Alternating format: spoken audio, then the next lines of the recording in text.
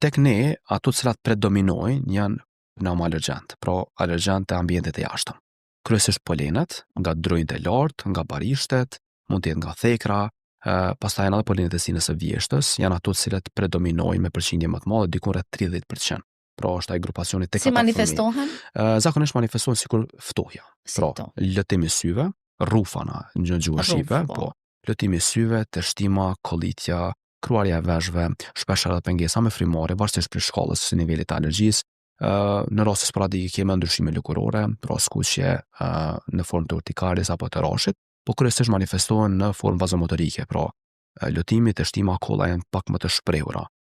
Derisa nuk ka temperaturë. Momenti që ka temperaturë mund të anojmë nga Ashtu, viruset. pra, temperatura është një indikator kogja i mirë vetmi dallim, po. ndallimit mes reaksioneve alergjike dhe infeksioneve virale apo bakteriale. Faktikisht reaksionet alergjike nuk e pararrisin temperaturën. Pa më parasysh sa i fortë mund të jetë reaksion alergjik. Ndërsa infeksionet virale dhe bakteriale, sidomos në manifestimin e hershëm, shfaqen me temperaturë të ngritur. Tash varësisht për organizmin në organizëm, mirë po në momentin që hyjmë mbi 37.5 gradë Celsius, pra Ajo më nuk është alergjik. neve na tregojnë që faktikisht mund të kemi me një viroz edhe ose ndonjë infeksion bakteriale, pastaj kërkohet edhe analiza shtesë, kryesisht fillojmë me hemogram CRP, nëse kemi nevojë të shohim edhe forma të ndryshme të diagnostifikimit.